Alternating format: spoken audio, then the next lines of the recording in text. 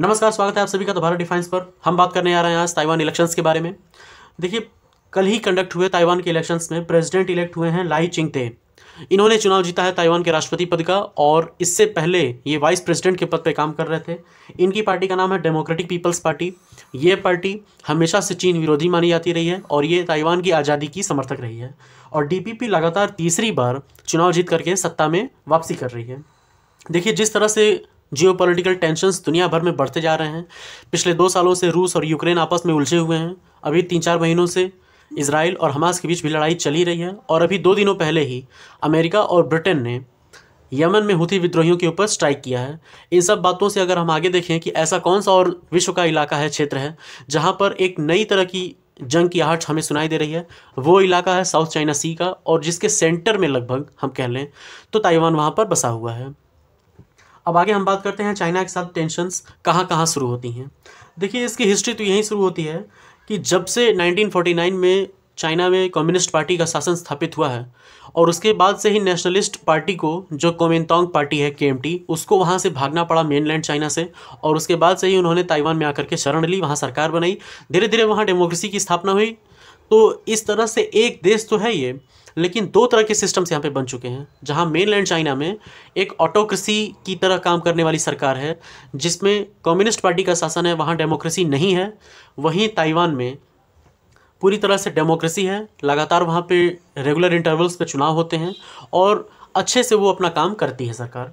तो यहाँ से तो ये बात शुरू होती है, और चाइना का पूरी तरह से टेरिटोरियल क्लेम है ताइवान पे।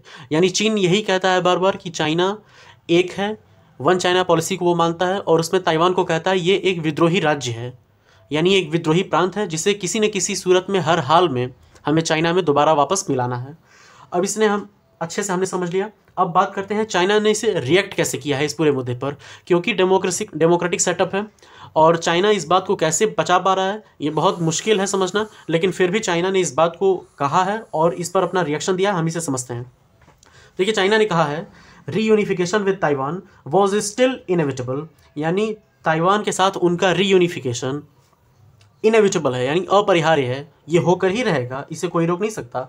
The elections will not इम्पेड the inevitable trend of China's reunification, यानी जो इलेक्शंस हो रहे हैं ये बिल्कुल बाधा नहीं बनेंगे चाइना के रीयूनिफिकेशन में। ये कहना है चेन बिहुआ का, जो कि बीजिंग यानी ताइवान के मामले में चीन के ताइवान अफेयर्स ऑफिस के स्पोक्स पर्सन हैं, प्रवक्ता हैं। ये आगे कहते हैं, the vote will not change the basic landscape and development trend of cross strait relations. आगे इन्होंने कहा है, Beijing firmly opposes the separatist activities aimed at Taiwan independence as well as foreign interference, यानी सीधे सीधे इनका कहना है कि हम किसी तरह से इंडिपेंडेंस ताइवान का स्वीकार नहीं करेंगे, और ना ही किसी प्रकार की फॉरेन इंटरफेरेंस इन्हें स्वीकार है, कि कोई विदेशी सरकार यहाँ हस्तक्षेप ना करे, कोई विदेशी हस्तक्षेप ना हो यहाँ पर, और हम ताइवान के इंडिपेंडेंस को किसी सूरत में मंजूर नहीं करेंगे। और साथ ही इन्होंने कहा है कि हम हर हालत में ताइवान और चीन का एकीकरण करके ही रहेंगे। देखिए, इन रिजल्ट्स पे पूरी दुनिया से रिएक्शंस आ रहे हैं, और चाइना ने अपोज क्यों किया है लाई को। लाई जो अभी प्रेसिडेंट इलेक्ट हुए हैं, चाइना इनको स्पेशली बिल्कुल पसंद नहीं करता है। तो आइए इस बात को समझते हैं कि क्यों लाई चाइना को पसंद नहीं है। देखिए, लाई जो हैं ये एक 64 साल के व्यक्ति हैं, और ये सेपरेटिस्ट और trouble maker through and through, यही उनको टैग मिला हुआ है चाइना से। यानी चाइना ने उनके बारे में कहा है कि यही ट्रबल मेकर है। ट्रबल मेकर यानी उन्होंने, चाइना वालों ने कहा है कि ये जो लाई हैं यही सारी मुसीबतों के जड़ हैं ये। और इस बात का एक उन्हें कहीं ना कहीं से ये बात पता चली है, और उन्होंने ये कहा भी था लाई ने कि वो एक वर्कर हैं फॉर ताइवान फॉर्मल इंडिपेंडेंस। यानी लाई ने 2017 में एक बात कही थी, और उसी बेस पर चाइना इस बात को बार बार कहता है कि ये एक ट्रबल मेकर हैं, यानी जो क्रॉस बॉर्डर क्रॉस स्ट्रेट जो रिलेशंस हैं मेनलैंड चाइना और ताइवान के, उनके बीच में ये एक ट्रबल मेकर हैं, ये परेशानियों को पैदा करने वाले व्यक्ति हैं लाई। और उन्होंने 2017 में ये बात कहा था कि वो एक वर्कर हैं, एक कार्यकर्ता हैं, किस चीज़ के लिए, ताइवान फॉर्मल इंडिपेंडेंस, यानी ताइवान के औपचारिक रूप से स्वतंत्रता के लिए एक कार्यकर्ता हैं। और यही बात चीन को चुभी, और वो एक रेड लाइन की तरह से चाइना इस बात को लेता है। तो आइए हम इसे अच्छे से और समझ रहे हैं कि अभी किस किस और देशों ने इसके बारे में कॉमेंट्स किए हैं। देखिए, यूनाइटेड स्टेट्स का क्या रिएक्शन रहा। देखिए, सीधे सीधे शब्दों में बाइडेन ये बात कह दी है कि we do not support independence. देखिए, बाइडेन और अमेरिका ये ताइवान के मिलिटरीली सबसे बड़े सपोर्टर्स में से एक हैं। अमेरिका ताइवान को हथियार भी भेजता है और ताइवान को सपोर्ट भी करता है, लेकिन उन्होंने साफ साफ शब्दों में ये बात फिर से दोहराई है जो अमेरिका शुरू से कहता रहता है कि we do not support independence, हम ताइवान की आज़ादी का बिल्कुल समर्थन नहीं करते हैं। अमेरिका का हमेशा से ये मानना रहा है कि ताइवान चीन का ही एक हिस्सा है, लेकिन किसी भी तरीके से फोर्स का इस्तेमाल नहीं होना चाहिए किसी भी रीयूनिफिकेशन के लिए, और अमेरिका इस बात पर तब भी कायम था और आज भी अमेरिका ने ये बात दोहराई है। अब हम आगे बात करते हैं कि रशिया का इसमें क्या रिएक्शन रहा। देखिए, Russia considers Taiwan an integral part of China, ये कहा है रूस ने।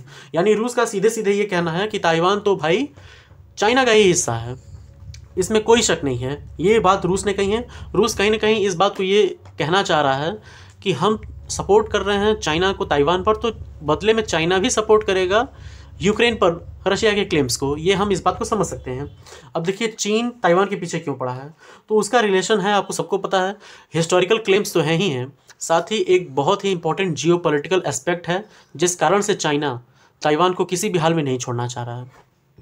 देखिए, स्ट्रैटेजिक इंपॉर्टेंस ताइवान की बहुत ज़्यादा है। सबसे पहली बात तो ये है कि जो फर्स्ट चेन ऑफ आइलैंड्स हैं, यानी 2 चेन अमेरिका ने बना रखी है।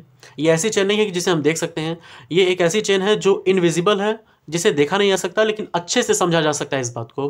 कई ग्रुप ऑफ आइलैंड्स हैं जो चाइना को पैसिफिक ओशन में डायरेक्ट एक्सेस देने से रोकते हैं, जिसमें ताइवान, ऊपर साउथ कोरिया और उसके बाद फिलीपींस के कुछ आइलैंड्स हैं और कुछ और छोटे मोटे आइलैंड्स हैं, जिस पर ये अमेरिकन एलाइज हैं और ये एक चेन की तरह से काम करती है कि इसके आगे चाइना नहीं जा पाता है, फ्रीली एक्सेस नहीं कर पाता है। और उसके बाद एक सेकेंड चेन है जिसका सेंटर गुआम से होकर के आता है।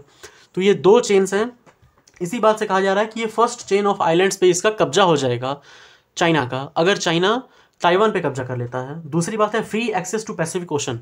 वही बात हम कर रहे थे कि पैसिफिक ओशन में फ्री एक्सेस हो जाएगा, यानी लगभग जो अमेरिका और अमेरिकी एलाइज की जो प्रेजेंस होती है साउथ चाइना सी में, उसको ये तोड़ते हुए चाइना ताइवान पर अगर कब्जा कर लेता है तो इसको फ्री एक्सेस मिल जाएगी पैसिफिक ओशन में। Third, capture of $multi-billion trade route to Korea and Japan, Korea और जापान। तो अगर इस रूट पे, जो ट्रेड रूट का सबसे बड़ा हिस्सा है साउथ चाइना सी से होकर के आता है, इसके सेंटर यानी ताइवान पे अगर चाइना का कब्जा होता है तो एक बहुत बड़े ट्रेड रूट पे ताइवान के साथ चाइना का कब्जा हो जाएगा।